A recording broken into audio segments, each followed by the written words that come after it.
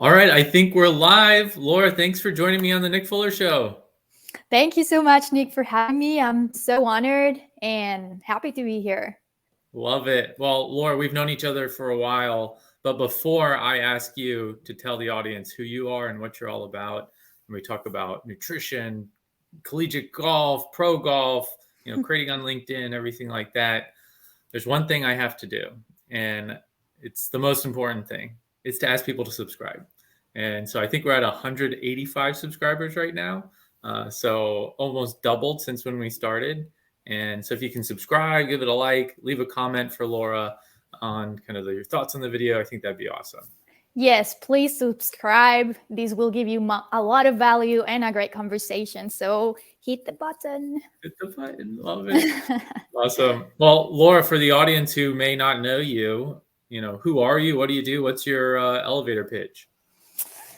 Ooh, well, I'm Laura. I'm originally from Colombia, South America. So proud Latina over here. I've started playing golf since I was very young, and I always had this vision that I wanted to go into the United States and have like my college education paid for, and that was kind of like my goal growing up. And I was able to come to the US. I got my first degree in finance, wasn't sure what I was doing, but I thought that was good enough, and that I could actually like use it in many other ways. And then I finished that, and the opportunity came to continue with golf. And I had a teammate. Well, I still have that teammate, and she told me to come along, and I thought that was a great opportunity. So I turned professional. I left to Europe. I lived there for 4 years. It was like the best experience of my life and my turning point, where I kind of like realized that my passion was something else and not golf specifically. So that was the turning point for me to really come honest and true with me and like what I really wanted, like Laura, what did Laura wanted. And it was very scary, but fast forward a few years now, I came back, started over with a new career. I did an associate's in health science so that I could be eligible for a master's in nutrition. I'm all about well-being, and I knew how much that had an effect in my performance as an athlete, and I wanted to know more. So I just came back, did my studying. On the way, a lot of like personal development, and so I got a lot into like the coaching, the mindset, the nutrition, but now I'm a lot into like the emotional body, which it's very interesting. I'm still like learning more about me, and the more I learn about me, the more I can transmit that to the audience and the public. So now I'm the emotional RD. I just recently started a position with Married to Health. They're a company based in California. They're an integrative plant-based nutrition, and we have an excellent team with wonderful people with different specialties. I mainly specialize in women's health, gut health, and emotional. I help people create a good relationship with food, their emotions, and their bodies. So here I am. Love it. Well, this is super exciting. I'm pumped to learn more about you. I think, Laura, we've known each other at least 10 years now. And what I always find in these conversations, we always get to talk about the stuff we never talked about in college. Like, how did you really get into everything? And how did you make those difficult decisions to maybe switch careers and kind of forge your own path? So excited to get into a lot of that here today. So Laura, I'm always fascinated about, I didn't grow up golfing. My parents, I don't really have family golfing, but I love stories about, kids growing up playing golf, and that's just kind of a part of them. So can you talk a little bit about what your experience was playing golf, what really got you hooked? And then we'll jump into, how did you find your way to Atlanta at Georgia State, where we met and kind of built our friendship there? Well, Nick, you're an avid golfer. You're just being a little humble here. But no, yeah. So growing up, I started when I was 5. My daddy's an avid golfer. He loves golf. He was a golfer before. And I remember when I was younger, they would take me to different types of like to try different sports. But for some reason, I kind of stuck with golf. And since my dad was the one playing, and it was kind of like a good way for me to kind of hang out with him. And I kind of liked the little junior academy that they have. I got to meet like more children, and they would reward us with candy, back in the day, if we did anything good. And I don't know, it just became like a habit. Like I just kept going to my classes. I kept improving. And then next thing I was competing like junior golf and going to all of these tournaments. And I do remember one of my vivid memories is like playing in this par 3 course. For me, that was like a big tournament, because if you won that, you got like an invitation to the World Championship in California, in San Diego. Cool. And I remember for some reason, I don't know if I won or if I came in second, and I got a spot to go to the World Championship. That was the first time I went to the United States. I think I was around maybe 10 or 11. Somewhere around there. And yeah, that was quite the experience. I was terrified because I couldn't speak the language very well. And then I remember it was beautiful, but also terrifying, because I had to play with people that spoke English and the referees. And what if I didn't know and I couldn't understand? So yeah, now thinking back into it, wow. Yeah, but that was fun. And it kind of got me a little snippet of what it would be like to like competing, and also that could let me to traveling. And I went to the US, then I was traveling nationally, made tons of friends that way too. So it was kind of like, I don't know, it became my identity being a golfer. I did that every day. Yeah, that was my life pretty much. Yeah. And you started to build a community, and those became your friends. So you play more golf, and it's just kind of becomes what you do. Yeah, and so, sorry, go ahead. No, from there, I'm curious. You're obviously competing at a national level in Colombia, and regionally and internationally. How did you make your way to Atlanta, to Georgia State, to play golf? It's I feel like a little different. So also I like around, I don't know, when I was around 14, 15, maybe 16, I knew of other girls in Colombia that was how they were, like their life was unfolding, that they would just like prepare, be really good, and then they got the chance to go to college here in the United States with a scholarship. So they kind of paved the way, and that kind of sounded really cool to me. I've always been, despite being like kind of shy at the beginning, I've always been very intrigued by meeting new people and being in new places. I actually, I don't know if you know this, but I went to a German school when I was growing up. And when I was 15, I did like an exchange program where I went to Germany for 4 months, and I learned German. And I remember it was the first time in my life for 4 months straight that I didn't touch a club. And that was interesting because I was 15, and you're getting closer to that age where you're kind of like, you need to get your shit together kind of thing. So that you're available or eligible for playing golf in the United States. So I remember coming back and then just feeling like, oh my goodness, I'm out of like practice 4 months without touching a club. And but I don't know, I just kind of like really got really clear with my intention and what I really wanted, and I knew exactly that I wanted to be here in the United States, and that was just my northern light, I guess, if you will.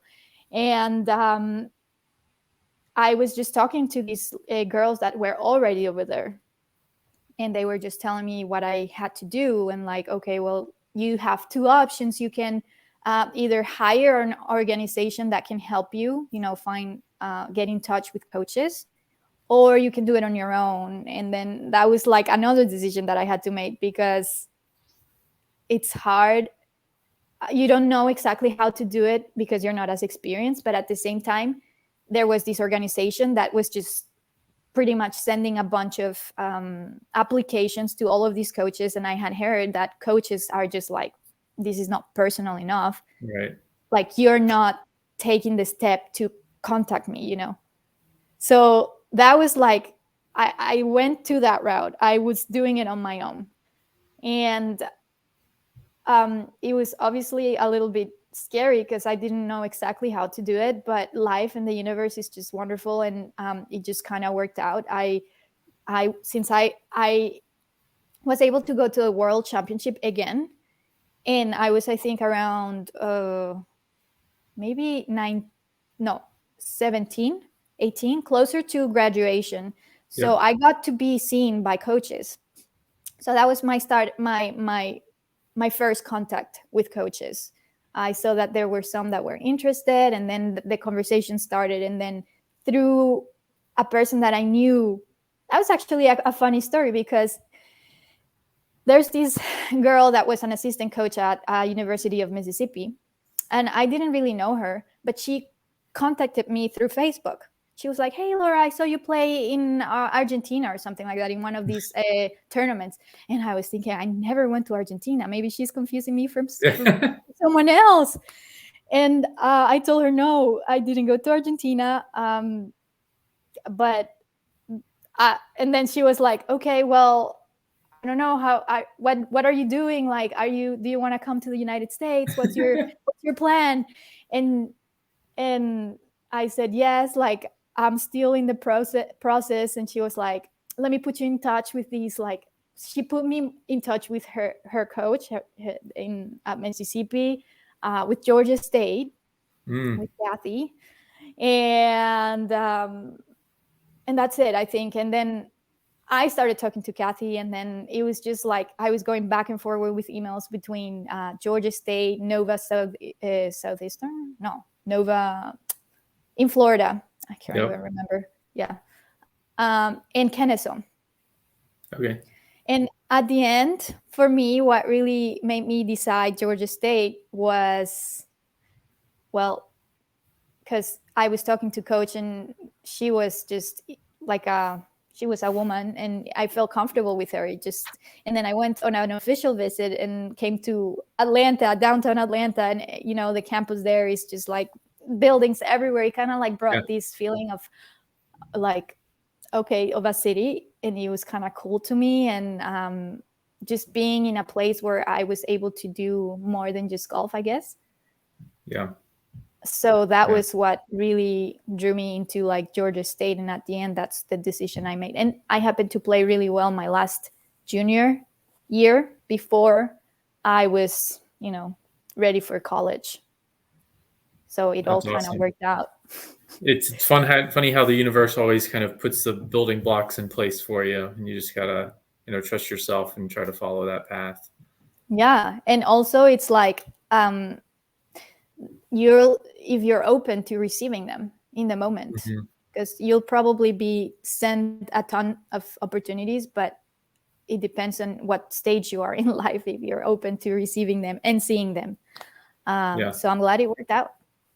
Yeah, no, it's amazing. And so we'll fast forward a little bit. So played your collegiate career at Georgia State in golf, and then you mentioned you had a friend who turned pro and encouraged you to, take that on. And so I'm going to assume that's Maria.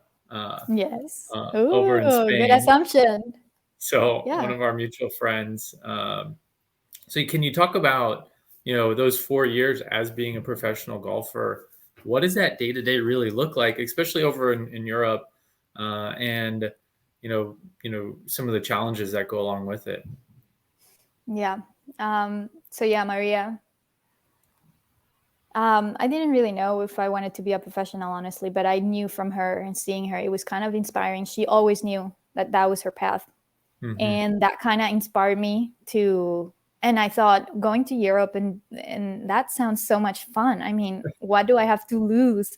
And I decided to go with her, and she was so kind. And her family is oh my gosh, They're so nice. her family is the most well-hearted people I've ever met.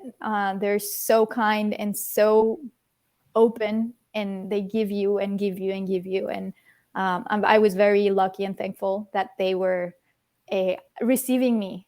Like, I think at the beginning it was just to see how it was, if I liked it, for 6 months. So I left, and I was traveling with her everywhere, and we were practicing together, which kind of made it was very helpful. I felt very thankful for that opportunity, because it can be very lonely if you're just on your own, especially in a country that is not yours. And in Europe, that it was just not in one place. We would just travel everywhere.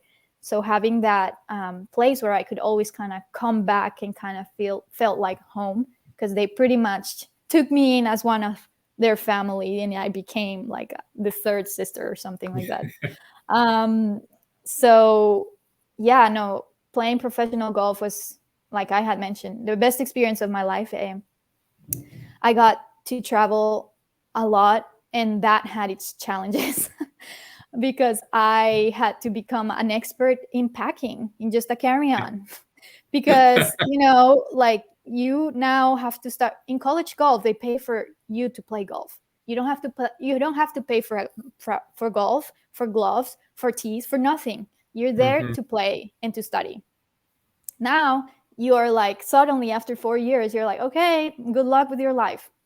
And now I'm like, okay, I'm gonna play golf professionally. So I had to find sponsorship. I had to become really good at networking and kind of making connections, because that was part of being a professional. We many times had to play pro-ams. So it's like when you play golf with some pros and then amateurs, and usually the amateurs were like people that were sponsors of the tournament or the guests or whatever. And it was just like kind of like a way of saying thank you to them in a way. But yeah, traveling on my own had its challenges. I had a budget. So if I was going to travel with a bunch of luggage, that would mean extra $100 every time I was flying back and forward. So then I had to be like, okay, I had to be smart. So I just traveled with my carry-on and my golf bag. And my carry-on literally had just like golf clothes, a few pairs of clothing that I could, like maybe like 2 jeans, and maybe a bunch of different shirts that I could just like play around with outfits. And yeah, it was just exhausting at times as well, because you're in a place for 5 days, and then you have to keep moving. And some weeks are like 3 weeks in a row or 4 weeks in a row that you're on the go, airport, transportation. We had to become experts in travel agents. We were your own travel agent. Yeah, our own experts. travel agents. We had to find housing. So every time there was an opportunity to get like a guest family, I'd be like this, like a tiger looking up for the emails. And the first time the email was coming up, I was like, I'm interested. Yeah. Because that was a great help to like save money. And many times we had to do like Airbnbs, which was also good, because then it was kind of like, because I was with Maria, I got to know other Spanish girls, and with the language, it kind of like just kind of clicks. And then you're just like seeing the same girls over and over in each tournament, and then you start, like building a tribe again, a community, a different community. And so we would just travel together and go to an Airbnb, cook together. It was super fun, but exhausting at the same time. Those dualities. What other challenges? I don't know, like missing flights. Poof. Sleeping sleeping at the airports in our covers with Maria and Waiting to get on a flight. Yes, ready to get in a flight. Yeah, it was fun though. It's a good time to that. I'm glad that that was the time that I did it. I Mm-hmm. can't imagine. Now that I look back, I'm like, oh my goodness, the things I did.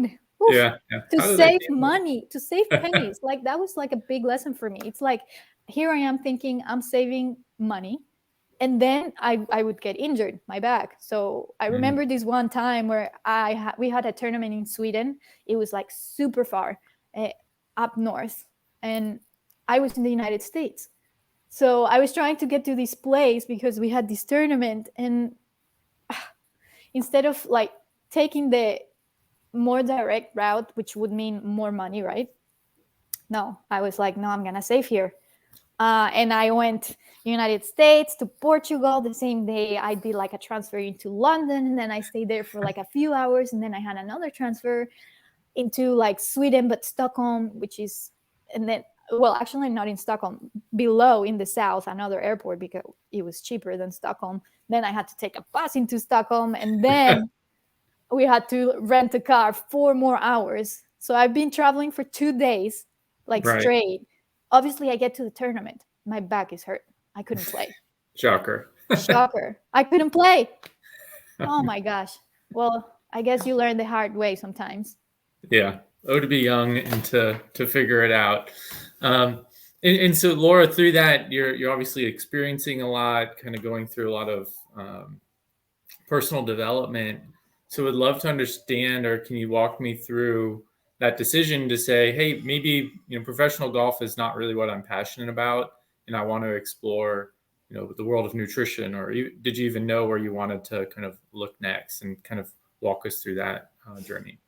So when I started my first 6 months, at the end of the year, I knew I had a lot of like I was a great golfer. I didn't believe it then. I see it now differently, but um, it was a lot of lack of belief in my ability.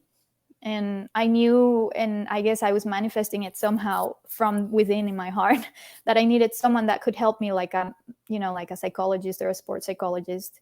And I remember at the end of the year, after being there for like 3 months or 4 months, it just kind of happened to be one of the players. We were talking about it just like normal people, and I just expressed that I needed help and I was looking for someone. And she's like, actually, my sports psychologist is coming to see me in this tournament if you want to meet him. And I met him in that tournament, and I remember sitting at the lobby of the hotel and talking with him for like an hour. And he's one of those people that you just have a conversation and click immediately, and you have this connection that you just trust fully. Like he became my mentor. That was like my 360. That was my moment where I was like mind blown by everything. He was so knowledgeable. He was very like he would teach me, like he was educating me. He would like started talking to me about nutrition. He's like, okay, this plays a big role in your mind. What are you eating? Like, how does your breakfast? And I am thinking, I eat anything. Like I'm healthy. And then he would ask me, okay, yeah, great. What do you eat? And then I was just telling him what I would eat. And he was like, okay, yeah, no, that's great. But how about adding like maybe like a little bit more fiber, and so that your sugars are not like a spike. Then he got into the whole like education of how the brain works. And that for me was like fascinating. And so every time I would meet with him, it was like, I would just ask him questions about the body, the well-being, the nutrition, the mind, the brain. Obviously we would work on golf, and it was so incredible, all the things and tools that he taught me. But yet I kept coming back to the conversations of the mind, well-being, and all of that. And slowly I became more interested in nutrition. And so I started like signing up for courses. Like as I was like playing, I started reading more about it. I started like adding more stuff. I started to be more conscious of what I was eating. And then I started making changes in my own like journey. And then through this journey, I came across like, like I had a lot of issues with growing up with my stomach, and I thought that was normal. And then the more I, got more into it, I started reading more, I started doing my research, and then I started seeing different things. So I started trying don't try this at home, but I'm radical. Once I find something that I am like, I'm going full in 100%. And that's what I did with I stopped eating meat. I went from normal eating everything to no processed foods, no sugars, no meat, like so restricted. And obviously I talked to my psychologist about it, and he's like, be careful. He took me to a place. He taught me about it, how to mix the right foods, because he didn't want me to be deficient while I'm playing golf and trying to perform. Oh my gosh, sorry. Trying to perform. And that's how it kind of all started. I started to see improvements, but it wasn't because of all of I did. Maybe it was, but because I was adding more to what I wasn't eating. You know what I mean? I was adding more vegetables, I was adding more whole grains, I was adding more stuff that I wasn't paying attention. But that caused because I was stressed. I couldn't go to places because now I had all of these restrictions, and now my head was like, no, you can't do that. So it wasn't sustainable. But it took me 6 months to realize that, and then slowly kind of okay, just see what your body, it's what your body feels, right? Whatever works for you is great. But yeah, that became a passion, a growing passion. My nutrition journey, my kind of healing my gut stuff by adding other stuff. So I realized how much that plays into our well-being, not to mention the health in your mind and your right body. As you go through a lot of those changes, you're making a lot of adjustments to your diet while you're also trying to play, and that's impacting maybe some of your play and your mental state, trying to balance all these changes all at once, and can be definitely feels overwhelming, I imagine. It was overwhelming. But I'm so funny because then it became okay, I need to plan and I need to do it so that I'm prepared, because I don't want. And I tell you, I travel more with food than with clothes. I started traveling with a NutriBullet in my carry-on so that I could have my made nutrition. the carry-on. Yes. And in my golf bag, I would just carry food.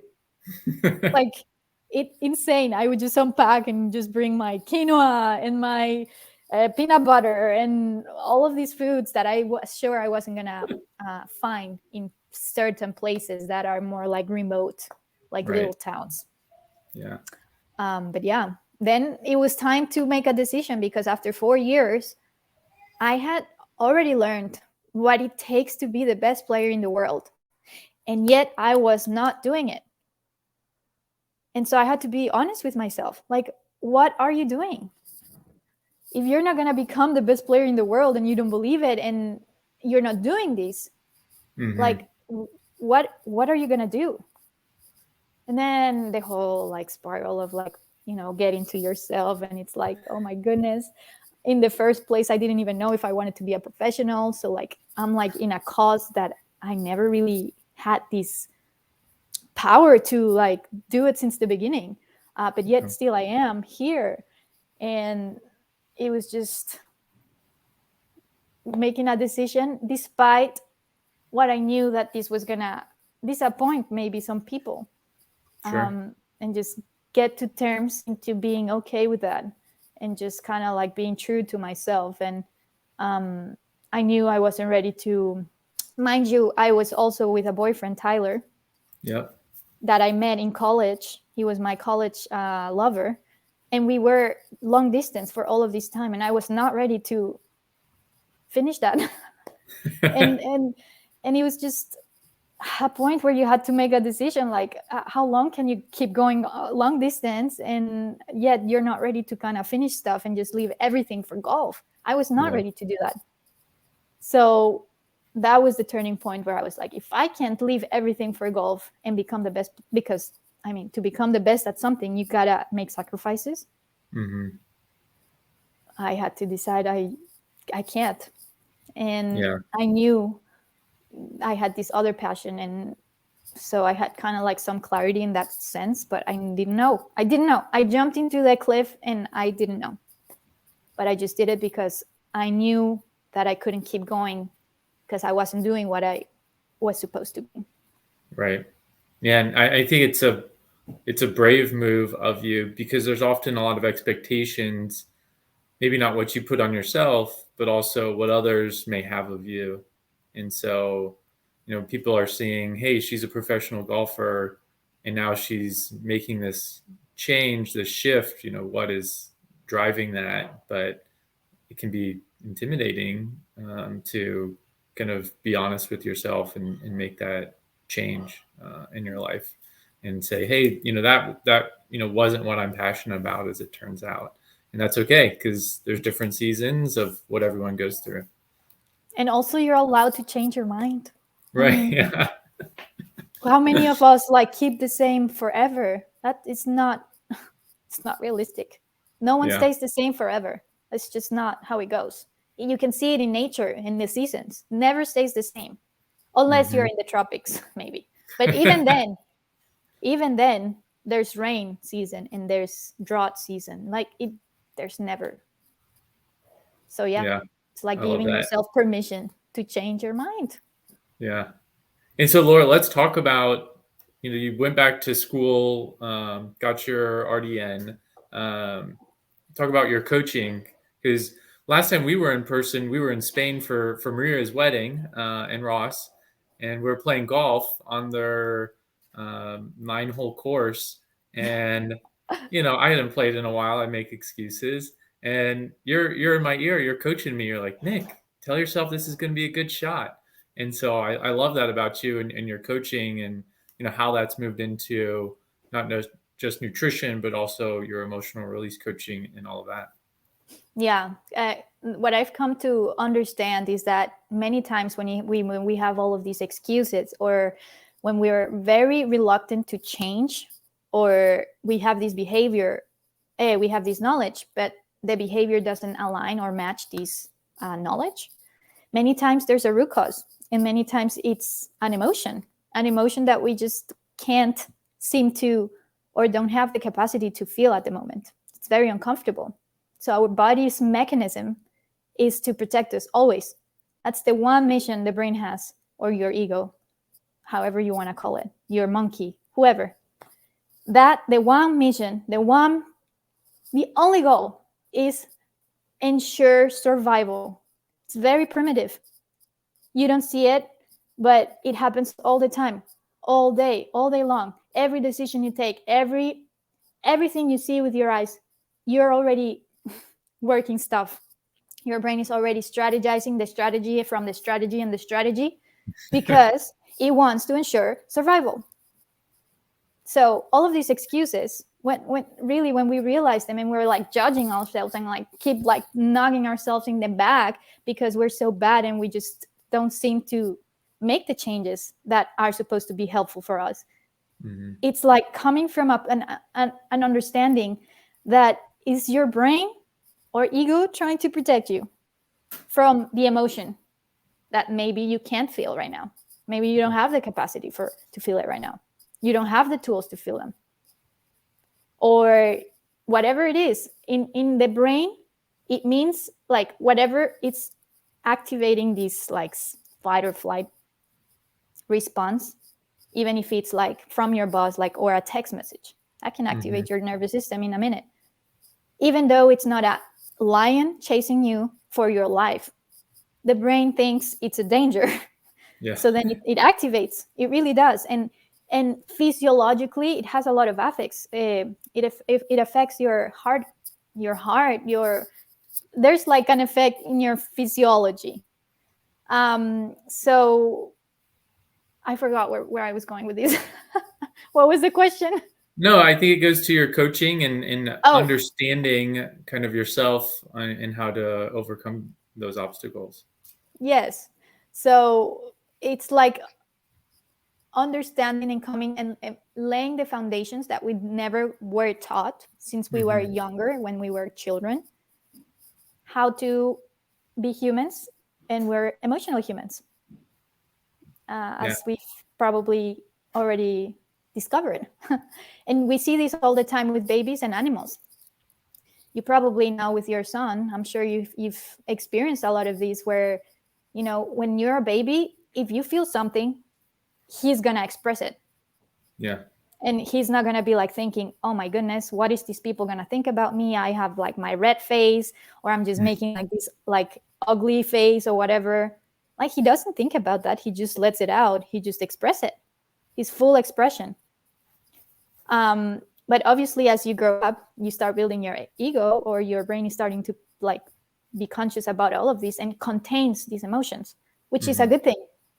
It's a good thing, because if that wasn't the case, we would not be able to be in a society.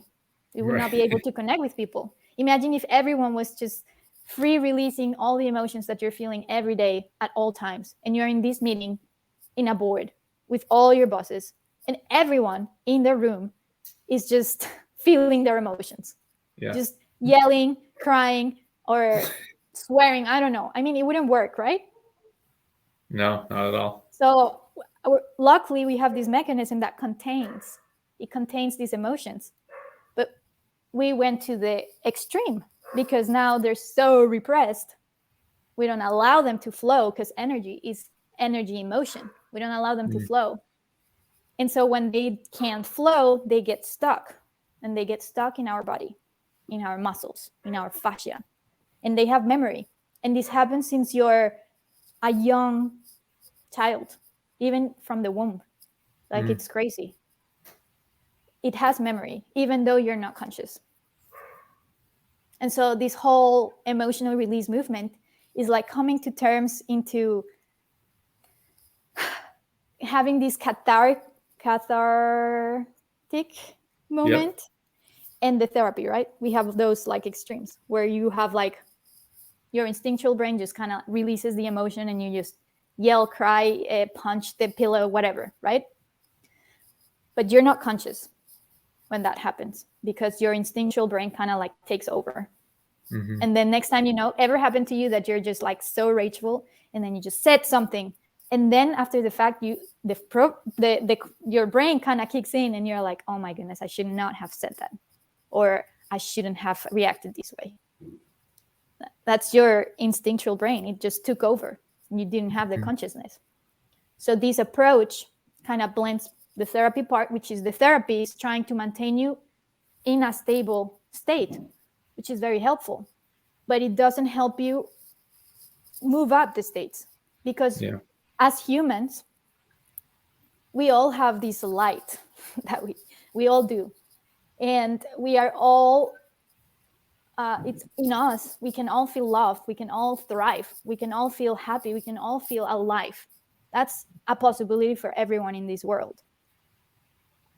But when we're in therapy, like, we want to maintain a state instead of like moving through these different states, like from depression to like maybe victimhood to all the way up to feeling loved and in service.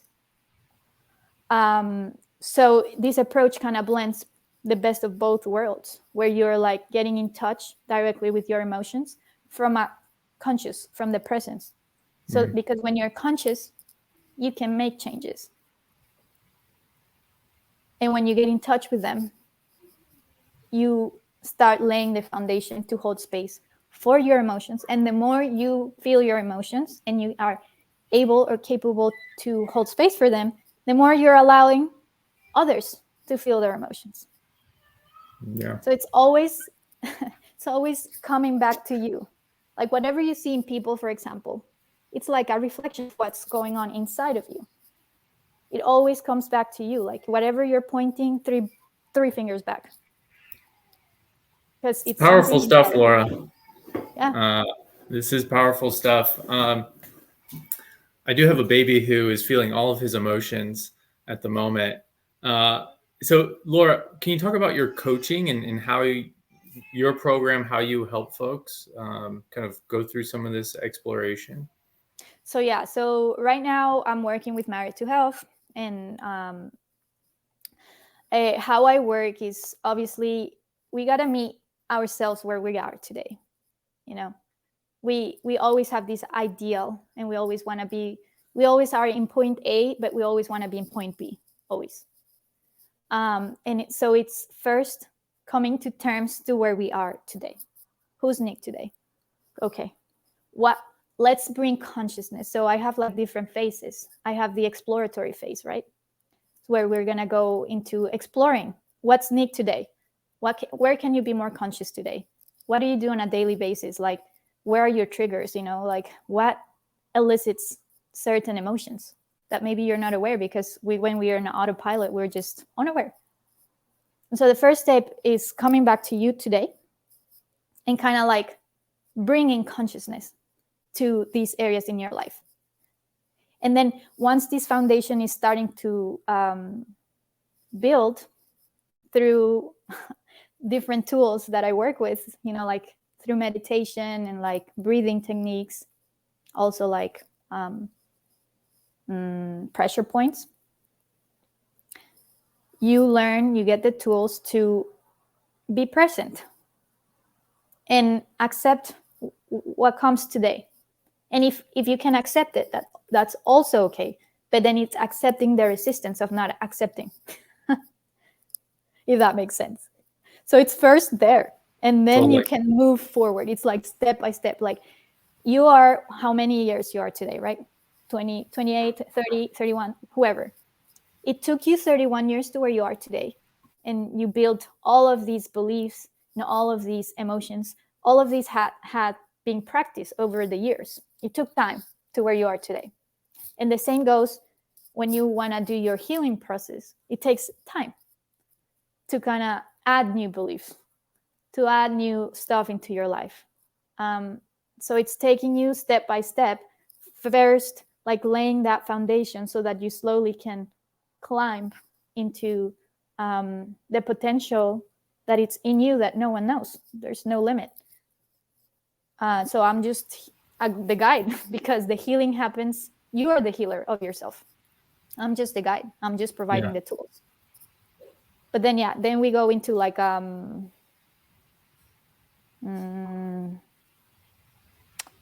forget the word that I use. Oh, exploratory. We go into the healing. So like unresolved trauma, because we not only carry our own life, we carry the beliefs that we've been grown up with parents, with school, society, all of this stuff, all of this baggage we carry and we borrow and make our own. So we start some healing there. And then once we have that process, then we go into, maybe now you're in a place where you're more open for curiosity. So you're curious. Maybe you're like curious about, oh, let me know more about emotional release, or, oh, let me know more about nutrition. How can I research? How can I read more about that? What books can I read? Or how can I find a mentor? I don't know, like just in that curiosity phase where you're just like so curious about the new topic that you're learning. And then you go into adventurous phase where you're now like trying new stuff. Like maybe, okay, now I've been like reading about these. Okay, now let's see if I can try something new and see how that goes. And always evaluate, like, okay, what worked, what didn't work, and what can I do better? Or how can I implement, and how can I support myself in the process? And then you slowly build up your capacity until you are in a place of transcendence. Maybe if that's possible for you, where you're like, you know, in such connection with nature and yourself and others, that you're just vibrating from your within, you know, within out. It's like you're slowly putting the seed and you're watering over and over and over through the process until this little seed becomes a big tree. And this big tree has big roots, and it's just kind of like unlimited. There's no limit to your potential. Yeah. So it's just going into that journey. I always like to say, I like to guide people through their darkness while they reach back to their light, because no one is broken and no one needs to be fixed. The light is there for everyone. We just gotta maybe undust it a little bit and see where that takes you, because the potential is, you don't know. I don't know. You don't know. So that's the journey. Yeah. Laura, how can people find you if they want to work with you on their journey? So I can be found on Instagram by The Emotional RD. There I have my link on the profile, and you can go to the website, and then that will take you to Married to Health, because that's where I'm working right now. And LinkedIn. LinkedIn is another place you can find me, Laura Sanchez. Oh, I think I lost you. Still there? Yes. Still here? You kind of froze. Yeah. Yes. But I think we captured that. So Laura, I'm going to put all the links to where people can find you in the notes here. So it's probably right down there. So, and if people have questions, can they reach out, shoot you a message? What's the best way? Absolutely. You can reach out, you can connect. I'm always here to answer questions, and I'm ready to embark the journey with you if that's something that you're interested in, or if you want to learn more about it. I'm your girl. So reach out. Well, Laura, can I ask you, can we have a part 2 of this? Because I think there's so much more to still unpack. Oh, yes. This is a big one. And it's a mouthful too. And it's kind of abstract at the beginning. I understand. Yeah. We'll put some slides together. I know. Yeah. Awesome. Well, this has been so fun to learn more about your journey. And I mean, just all this stuff I just never knew about you. So I'm so glad we had time to have this discussion. For anyone who made it this far into the episode, give us this is the best part, hopefully. Yes, a like, leave a comment for Laura, make sure she gets back to you, and then stay tuned for a part 2. Laura, thanks again. This has been amazing. Thank you so much, Nick. Thank you for building the space for others to learn, from other topics, and being this channel that all this humanity needs at the moment. It's been fun. Awesome. So we'll see you on part 2. Sound good? Looking forward to it. Click the like, click the subscribe, and we'll see you next time. Thanks, Laura. We'll take care. Bye. Bye.